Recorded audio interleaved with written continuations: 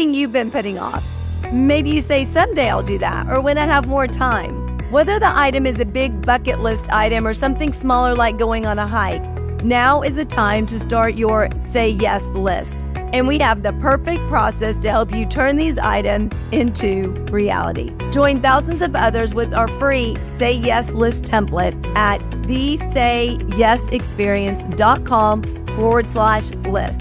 It'll help you stop living in that someday and start making those list items come true today. So download it now at thesayyesexperience.com/list. Welcome to the Say Yes Experience podcast, where we inspire you to get out of your comfort zone and into possibility. Our mission at the Say Yes Experience is to empower 10 million people to say yes. If you're new here, welcome. We're thrilled you're here. I'm Jessica Rector. I co-founded the Say Yes Experience with my then 9-year-old son Blaze, based off his idea to let's just say yes to things. I'm one of the top experts on burnout, and companies and conferences hire me to present on mental health, wellness, and burnout prevention. As a #1 best-selling author of 11 books, keynote speaker, and a burnout specialist, I've seen so much with our clients. The Say Yes Experience was started to help you really start living, to do the things that light you up, have more fun, and turn your dreams, or what we call Say Yes list items, into reality. So thank you for investing in yourself and being here. Now let's make it happen. Imagine traveling to a destination you've always wanted to go to, and you happen upon a beach, and you meet someone on that beach that changes the rest of your life. Our guest today, Carly Jowit, knows exactly how that is, and she'll share her story on how one encounter, one Say Yes decision changed the rest of her life. So please help me welcome our special guest today, Carly Jowit. Thank you so much for being here, Carly. We're excited to have you on the show. So you have a very fascinating Say Yes experience. Tell us how it got started and really where the idea for it came from. Yeah, definitely. So my yes journey started, I think, not where people would expect when they hear someone say, oh, I traveled around the world. Often that is people's like, I said yes and I went traveling. So when growing up, I basically had a goal list, which a lot of people do, but my list had 2 objects on it. That was it. One was to study acting. The other was to travel the world. So I finished high school. I went to university. I studied acting, and I found a friend and we traveled the world. Now that's not unusual for English people, okay? So it's very usual for English people to go to university, take a gap year, and all the travel agents will sell these round the world tickets that last a year, and then you come back home, you get your job, you get married, you settle down, you go back to your hometown. But basically a lot of my friends, I had all the same friends since I was sort of 5 years old. We all grew up in the same town. All my family essentially live in the same town or neighbouring villages. Just people don't leave. So I left England way back in, 2001. So we're going back a few years now. Yeah. And went off to Asia. I think first stop was like India, then So this is when you started traveling around the world. Yeah, so this is when I started traveling around the world. Oh, I'm just going to say, Carly, we in the States need to take that idea on. I take that gap year and travel around the world because it sounds amazing. Yeah, it's definitely great. So I think the first inkling that I was like, yeah, let's just, say yes to anything is when my friend and I were in Malaysia, and we were just staying at a normal sort of backpacker type place, and we didn't really have any real plans apart from we knew we were flying out of Bangkok.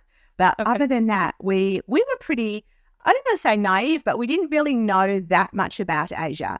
So, and we met these guys and they were telling us, oh, they were coming downwards and we were heading sort of up, and they said, oh, we've just been to a full moon party. And I'm pretty sure now everyone will know what a full moon party is. Well, for those who don't know what is that? Because I can't. Oh, okay. So for those who don't know what it is, in Thailand, every full moon, so once a month, I think it's once a month, they have this massive party on this little island called Koh Phangan. And they're pretty wild. Now, when I was there, wild was maybe about 2,000 people. Now, in recent years, people show me pictures and there's 20,000 people. So what's so funny, Carly, is I just went to Thailand a few months ago and had all kinds of research on Thailand, and I didn't even find anything about full moon parties. Like nothing came up in any research I did. So that's why when you're like, yeah, I'm like, what is that? I just went to granted, I went with the 10-year-old, so we weren't looking for full moon. Oh, yeah, so probably aimed at you. And I didn't find anything in my research about that. So that is so fascinating and how fun.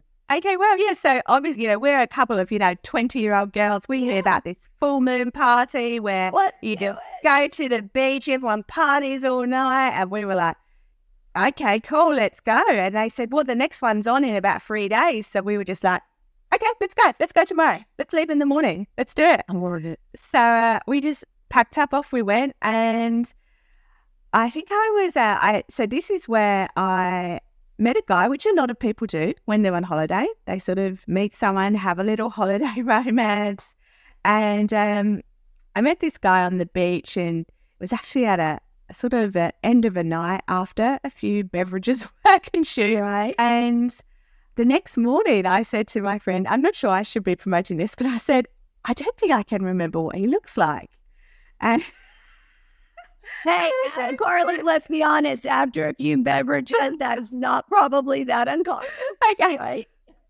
I said, I'm not even sure I remember his name, but I do remember when I had met him, I was just like, well, I think this is like the man of my dream. I think this is the man I'm going to marry.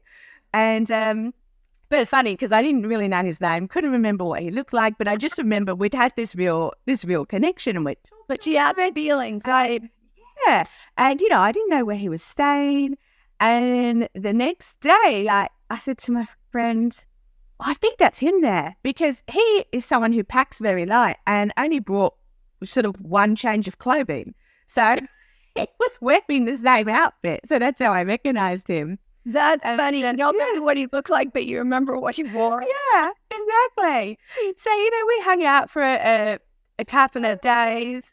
Yeah. And then my girlfriend, she said, look, I'm ready to leave this island. And she said, I get the feeling you want to stay. And I was like, well, I do. And before we left to go traveling, me and my friend had made this pact, and because we'd met a lot of people who had fallen out traveling. And we'd always said, look, if we ever want to do something different, we will both be totally fine with that. We're not going to get angry that someone wants to do something and the other doesn't. So that was really nice that I had a friend that we knew, great, we're doing something different, we'll meet up later. Yeah. And so I said to this guy, well, why don't you come? You can share my room with me and we can do some traveling together. And then when he got there that morning, my friend and I, we said, well, we actually don't really know anything about this guy. Like, we've known him for maybe top sort of 10 hours. And this is early 2000s. So internet's not really a big thing. Right. You can't go on and stalk people online. And so then in our wisdom when we were young, we were like, well, we'll just ask him a few questions, make sure he's safe. Yes, I love that. I love it. And you're so in safety. I love it. Like, but these legit were the 3 questions we asked him before she left me by myself with him. Tell me. Are you a murderer? He says no. We said, okay, are you a rapist? No. Are you a serial killer? Which, I mean, it's kind of the same as a murderer, but he said no to all 3. So we were like, okay, cool. Okay, all right. But here's the question. Thankfully, he wasn't any of those. Yeah, but if he was, would they really admit that they were? I know. And it's only sort of years later when we think about that and we think, like he would have told us if he was. So we think in our 20s, right? Yeah, exactly. Now, exactly. So that was, it's a lot easier to be safer now because everyone carries their phone on them, which is like a tracking device. I'm pretty sure my parents had no idea I was that whole year. But, back in there, it was just so different back then. No. Yeah, no one, exactly. So we ended up traveling around Asia for about 3 weeks. He was just there on a summer holiday from university, lived in Australia. And yeah, so, and I obviously live in England. I was planning on going to Australia anyway, but my plan had been, I'm going to go to Australia for 4 months because we could get a working visa there. I was just going to work for 4 months, use that money, keep traveling. Yeah. So off he flies to Australia, and we sent a couple of emails, but, you know, as we know, emailing wasn't a big thing. You had to go to a cafe. You had to, you know, it was a big thing. It was a whole process. Yeah, it was a whole process. It wasn't just, easy, I send a text and this whole time, but we still communicated a lot. And I thought, gosh, I really like this guy. And I was like, well, what have I got to lose if I change my ticket, fly to Melbourne and just see what happens? So where were you planning on going? So my plan originally was to fly into Cairns, which is the very top of Australia, and then just go to the coast to Sydney for 4 months and then leave. That was my plan. So I thought, and at the time you could only get a 1-year working holiday visa, but our whole trip was for 1 year. Okay. So I said, okay, I'm just going to change my ticket. What's the worst that can happen? Yeah, exactly. And I thought, you know, if it doesn't work out, I'll just keep on traveling. I'll go meet back up with my friends. Yeah. So of course I found a phone booth, and over in Asia, I find a phone booth and I call his landline, his home phone, because that's what people had in the day. People did back then, eh? Yeah, I called his home phone and he didn't answer because you don't carry your home phone around with you. I left a voicemail and I said, well, this is what I've done. I'll be arriving on this day. And just what you just said, hey, I'm arriving on this day. Hoping what? That he would here before, yeah. Oh, yeah. That's what I just assumed. I just assumed I said, I'm arriving on this day, this time, and I'll be here. I'll see you then. And I know. Faith and being bold and courageous and hey, yeah, better meet me at the airport. I'll see you later. Yeah, exactly. And I thought, well, maybe I'm just a product of my times, because obviously when you were a child, you would say to your friends, okay, I'll meet you here. And you just would rock up and expect them to be there because you couldn't be texting them, checking where they were. So you just would say stuff, okay, I'll meet you here. Yeah. And just have faith that that's what you were doing. And they'd also know that they're going to be there, that they're supposed to be there. And the only way that they wouldn't be there, there's something drastic happen. Happen. Exactly. So I did, I changed my tickets. I arrive in Australia. I'm getting quite excited, and and my flight was on time, nothing delayed, and I'm sitting outside the airport, and I look at my watch and I'm like, okay, 15 minutes. Well, this is no biggie, 15 minutes. Like, it's basically on time. Half an hour, 45 minutes. And I was trying to talk myself up. I was like, you've just traveled by yourself, through so parts through Asia. You can do this. This is not a big deal. Like, and I was like, everyone speaks English here. You'll be fine. And then he actually showed up 1 hour late. I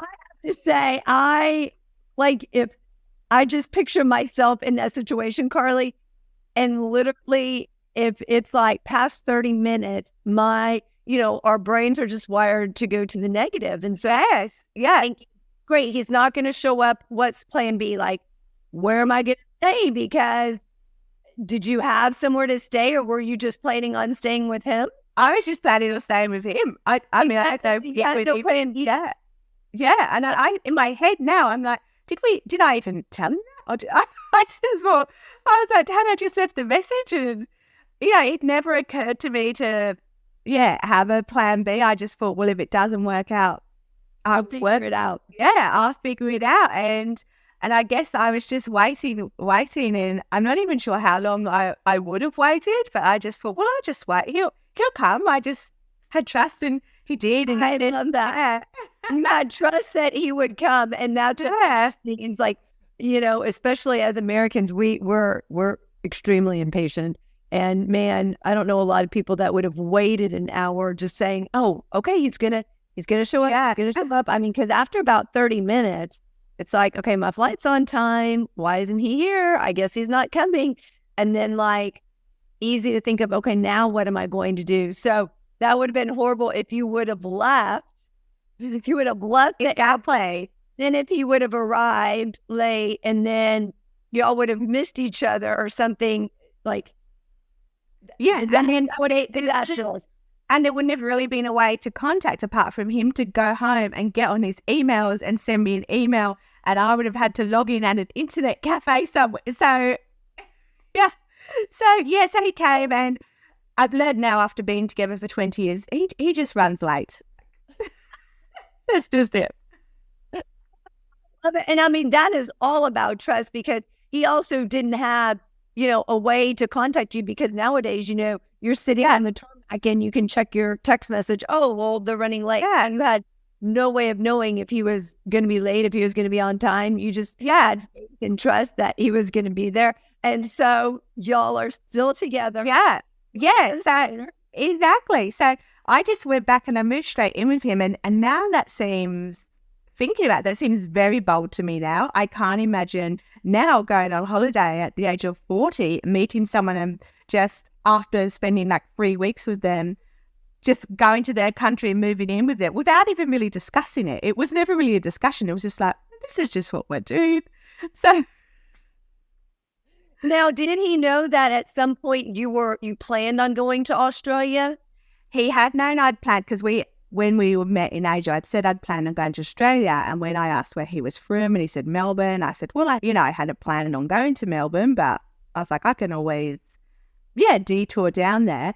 And when he left Asia, I was in Asia for another 3 weeks. And so through that sort of email correspondence, I was like, well, I think actually I just want to see you straight away when I get there. So, and I think anyone that knows, I know when you travel with someone for 3 weeks, people think, 3 weeks sounds a very short time. But if you're dating someone for 3 weeks, you might see them. Do you want to start saying yes, but you just don't know where to start? And oftentimes when we don't know where to start, we just don't start. So we created an ebook just for you. We put together 101 ways to say yes. In this ebook, ideas big and small, things that only take a small amount of time, like 1 to 2 minutes. Whether you're saying yes to yourself, in your family, relationships, or pushing yourself lovingly outside of your comfort zone with adventures, it's all made to really help you become more of your rock star self. So you can get this ebook at thesayyesexperience.com/book, BOOK. So if you want to start saying yes, or maybe you need some ideas on how to say yes because you get so caught up in being busy and doing tasks and projects or doing laundry and cooking that the time flies by and you want to spend time with your family, but you just don't know how to say yes. Those ideas just don't come to you. We put it together to make it super, super easy for you. So go to thesayyesexperience.com/book to get your copy today and start saying yes now. Are you feeling overwhelmed, stressed, or burned out? We get it. You're not alone. In fact, according to our research, 79% of the workforce is in burnout and almost half are in extreme burnout. In fact, it's the #1 reason why people are leaving organizations. They're burned out. They're looking for something more. They're looking for something better. But it doesn't have to be that way. We have your solution. It's called Blaze Your Brain to Extinguish Burnout. 52 keys to prevent, break through, and eliminate burnout. You can find your copy at jessicarector.com/store. Now, this is a great tool that you can use with yourself, with your colleagues, within your organization. Everyone can get one, and you can go through one a week with them. And at the end, you can say, what was something that worked this week? What was the success you had? So you can champion and encourage each other. You can also ask what were the challenges and issues that came up, so you can mastermind and brainstorm around those to keep those from coming up in the future. So make sure you get your copy at jessicarector.com/store. All books are autographed with a personal message just for you. 3, 4, 5 times. When you're traveling together, you are with this person All the time. 24 hours. So you just get to know them so well, so quickly, and they sort of immediately they feel like you've known them your whole life. And I think that's key about that, Carly, is when you're traveling with someone like that, you are put in various situations. So you also see how they respond in those situations, whereas you can be dating someone for 6 months and maybe never get in those same kind of situations to see how they're going to respond. But traveling, you come up with challenges. I mean, you find out real well how they handle challenges and issues. And, especially when you're in a foreign country to both of y'all, right? No one has from Asia. So it was all new and exciting, but also because they do things completely different over there than what y'all are used to, right? Exactly. And both of you are put in different situations so you can kind of see how each other responds as well. Yeah, definitely. And you can't put on your best sort of front it's easy to put on your best person for a 1-2 hour date, but for 24 hours when you're together in these little small rooms, and we were both university students, or I just left at the time, so we were traveling on a real budget, like rooms with shared bathrooms and just a fan, no aircon. So we know each other well.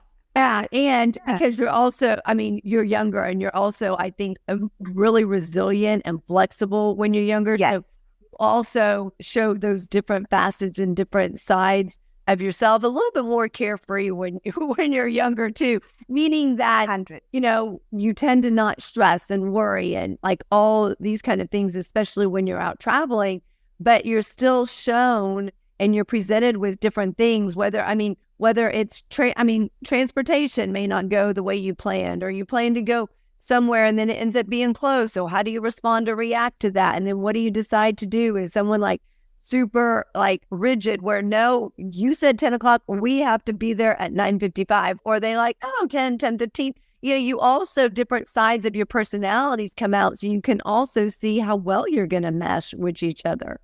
Yeah, exactly. And so I end up in Australia and I moved straight in with him, and within a couple of days, I just knew. I was like, okay, this is it. I'm staying. I'm not going anywhere. And so did he know the same thing? Did he feel that too? Yeah. So we were just like, okay, that's great. That's it. I'm staying. So I called my parents and I said, yeah, I'm not coming back. I'm staying here. And like, what'd they say? They were actually fine with it. And so my mum, I think she sort of expected me, because she always knew I wanted to explore the world, and was just like, I need to leave this small town. And she actually said, gosh, I thought you were going to end up on a beach somewhere trying to sell shells or something to make a living. So I think she was happy about it. Scenario in her head. Yeah. So she was like, okay, you're not desolate on some island. Which I probably wouldn't have minded either. So I was in Australia. So she was like, okay, that's, I sort of expected that. So they knew I was always a bit more carefree than the rest of my siblings. So yeah. So Carly, when you literally made that decision of, like initially you visited Australia, but then you made the decision, I'm going to stay here, not going anywhere. How challenging or easy was that transition for you once you knew, hey, I'm not going back to England? Because initially you thought, I'm just going to be traveling for a year. Yeah. And then you have to go back. Well, now it's, I'm not leaving Australia. So how was that transition for you? So, and it was very exciting. Initially, I think the first 2 years, that for me was the hardest in terms of homesickness. In terms of maybe missing, I had a very tight core group of girlfriends, and I'm talking the friends that you've been friends with since you're 4 or 5 years old. So these are people I used to see every day my whole life. So they were essentially like family to me. So I know it sounds bad, but I sort of miss them more than I missed my family, because they weren't my life. And and they get me. And, as we said at the time, the internet wasn't as big as it is now. So it wasn't as easy to stay in contact. You had to really make an effort, which, we were very good at, like writing letters and emails. And so the first 2 years, definitely the hardest in terms of homesickness and missing people. But then I guess in my head, I just said, well, you know what? I choose love, and I choose to stay here because yes, I can go back to England, but this is way more exciting living in Australia and, with some guy I met on the beach. Yeah. It's a great story. It's a great story. Right? And it also shows that you have no idea where you're going to meet someone, because if you think back to all the different, say yeses that you had that led up to that big one, if you think of where everything had to align and everything had to come together, like you had to be in Thailand at the place where you were staying, the guys, for you about the full moon party, for you to be at the full moon party on the beach. Yeah, that's big time. That's a lot of stuff that had to happen. That happened. Not just for you, but also for your husband. Like all these things had to line up for him to be on the beach at that exact moment. It is. And I'm a big believer of things happening for the right time at the right moment. And that, I know a lot of people say, oh, there's not just one person for you because there's 8 billion people in the world. And maybe there's not one, maybe there's several persons for you, but it's just what times, align and make you meet that person. But to me, I think ever since I met him, it just always felt like that was it. Like there was never any option. We were the people for each other. But what's also fascinating about it, Carly, is that it could have very easily been where you had this conversation with him and, it was great and everything was wonderful. And you're like, oh, and he piqued your interest. But then you had this plan to travel around the world for years. So you could have easily had, okay, well, like he piques my interest. It's just a holiday romance. And then you go to traveling around the world, right? Exactly. That could have been a scenario too. So some big, but you had these big yes moments, these big yeses to lead you to where you are. So in the process of those big yeses, what led you to say yes instead of saying, well, no, I'm going to go finish my travel, or, I don't know if I really want to stay here for another 3 weeks. I want to go with my girlfriend wherever she's going. What made you decide to take that route and to say yes? Because that was one yes. And then traveling with him specifically was a yes. And then, changing your plane ticket to stay with him was So what led you to keep saying yes to all those times? So I think, well, one, I'm a little bit of a romantic at heart, even though I like to say I'm not, but also the fact of just the possibility of what could happen. So people always think about, oh, God, but what if I do this? What if they do? And it's not always a negative. It's not always a negative, right? People say, well, what if I ask this? And they say no. But in my head, I'm always like, well, what if I ask and they say yes? Well, what if I ask and it's the most amazing thing that's ever happened? And because I always think like, well, if someone says no, for that moment, you might die of embarrassment and be like, oh my God. But then, you know what? Like I said, there is 8 billion other people out there. So say yes and take a chance and just think of the positive. Think of what could happen. Think of the amazingness that you could experience. Yes. And I love, it's, what if I ask and they say no? Well, what if I ask? I mean, totally flipping that. What if instead of us immediately thinking, what if this happens? We go, what if this happens? Oh my God. Yeah. It's we've already talked ourselves into and already believe that is going to happen. And it reminds me of you sitting in the airport waiting. You weren't like, oh, what if he doesn't show up? Oh, 15 minutes, 30 minutes. You just stood in that trust knowing he's going to show up. Okay. And if he doesn't, then we'll figure it out. But it wasn't a conscious thought that you kept replaying. In your mind that, oh my gosh, he's not going to show up. And now what am I going to do? You just sat there. And even you even said, I don't know how long I would have sat there. Yeah. You could have been sitting there for 3 hours before you decided, okay, maybe he's not going to show up. Yeah. You just kept sitting in that trust. And I think that if we all just sit in that trust that it's going to work out, that it's going to be a yes, that things are going to be amazing, that the love's going to happen, or whatever it is, instead of thinking, well, what if it doesn't? When we start sitting in that trust, that's when things change. Yeah, definitely. I think people can be a self-fulfilling prophecy if you look at the world negatively and you think a lot of bad things are going to happen. I'm not saying that makes things happen, but sometimes it just makes you more aware of those bad situations, those negative situations. And even now, if negative things happen, I try and always look at the silver lining, so to say. I try and look at the good thing that's come out of it. Okay, well, this isn't ideal, but let's look at this positively, because otherwise you're just going to end up like angry and sour, and all that's going to make you unhappy. So always try and look at the positive in a situation and think, okay, well, let's make the best out of it. Let's make the best out of the situation that we can do. When someone is presented with that opportunity, it may not be on the beach with a guy, but they're presented with something and they're like, I don't know. What do you want to say, or how do you want to encourage them to really just say yes to that? Because I believe when we start saying yes, that can change the whole trajectory of our life. Yes. Outside of our comfort zone, and what we like to say, into possibilities. I mean, think of all the possibilities that came out of the yeses that you said. I know the trajectory of your life, right? So, but people may say, well, that's great, but I'm not sitting on the beach, chatting with a guy.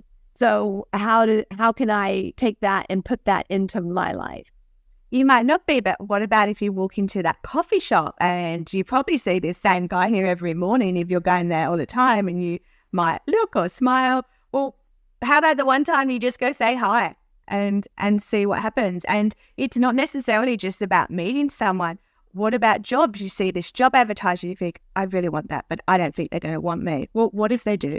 What if they do want you? And you apply, and I always figure, what is the worst? Well, they don't reply, or they say, sorry, you weren't needed, or they reply and say, yes, have an interview.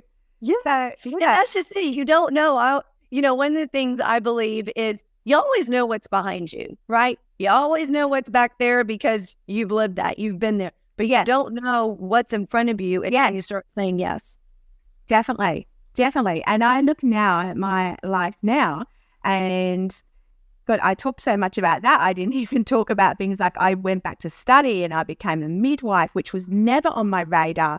And now I work like traveling across the country, like across Australia as a midwife. And that was something that was 100% never on my radar as a 20-year-old. And now so just from that one decision, my life went in a totally different way that I ever expected it would go.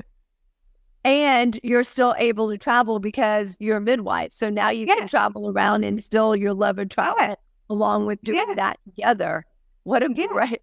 All because you said yes initially into Australia and opened up opportunities that you didn't even know that you wanted or didn't even know existed. Right? Yeah, this is definitely just something I didn't know I wanted, didn't know existed, didn't know I wanted to go back to university for 4 years and do another degree. And even now I'm like, wow, that was a long time. But it was something, those 4 years were going to pass regardless. So I'm glad I stepped up and did something and didn't just sit in my job that I was no longer enjoying. Yeah, and then look back and say, man, 4 years passed, whether I did this or not, I wish I would have done that, right? And exactly. Well, thank you so much for sharing that, Carly, and I hope it inspires people out there to start saying yes, whether they're on the beach, whether they're in a coffee shop. Sometimes it's just a smile that can get a conversation going, or whether it's applying for their job or whatever, the many opportunities that present themselves every day. So we'll see you next time. Start saying yes to really change the trajectory of your life, and also open yourself up to so many more possibilities that are waiting for you. We'll see you next time. Bye-bye. Are you ready to move to your next level of rockstar greatness? CFO, Chief Fun Officer, #1 best-selling author, and keynote speaker Blaze Rector is ready to help you do that. At just 10 years old, he's already written 2 #1 best-selling books. Through the power of storytelling, he uses lessons learned and shares strategies, tips, tactics, and tools to inspire, empower, and motivate you to live a more amazing life. So if you're ready to do that in your own life, grab a copy of his #1 best-selling books at justcorrector.com/store. And when you order your copies, he will personally autograph them and write you a message on those books before shipping them out to you to really inspire and empower you in your life. These books are great for adults and kids alike. So if you're ready to move to your next level of rockstar greatness, make sure you grab your copy at justcorrector.com/store. Enjoy those amazing, empowering, transformational books. Did you know that the two biggest issues impacting the workforce are mental health and burnout? Well, we have your solution. The more that you feel burned out, the more it impacts your mental health. The more your mental health is impacted, the more it leads to burnout. So it's a vicious cycle that goes around and around, but it doesn't have to be that way. You can help them both if you're intentional and strategic with it. We have lots of resources for you at justcorrector.com/store. One that I want to highlight that really enhances your mental health is Tame Your Brain Game, 52 Tips to Turn Negative Thoughts into Positive Action. Now, research shows that 80% of your thoughts are negative. No matter how positive you feel, it's the pattern and the habit that you've developed over the course of years, over the course of decades. And that can often impact your life, how you show up, how you lead, how you communicate, how you engage, whether at work or at home. And then it also impacts a work environment. All you need is one NN or TT, negative Nancy or toxic Tim, to really impact that work environment. So if you are ready to enhance your mental health, get your copy of Tame Your Brain Game, 52 Tips to Turn Negative Thoughts into Positive Action today at justcorrector.com/store. All books are autographed with a personal message just for you. Thank you so much for being here. Check us out at thesayyesexperience.com. Our mission at the Say Yes Experience is to empower 10 million people to say yes. With your help in sharing our podcast, we can do that. Follow us on all social media at the Say Yes Experience and join our free community at facebook.com/groups/the Say Yes Experience. Thank you again to our guest. You can find all the contact information for our guest in the show notes. Thank you to our CFO, Chief Fun Officer, Blaze Rector, our business advisor, Lisa Verhurick, and to our team at Jessica Rector Enterprises. We look forward to connecting with you on the next episode. Have an amazing day and keep being a rock star.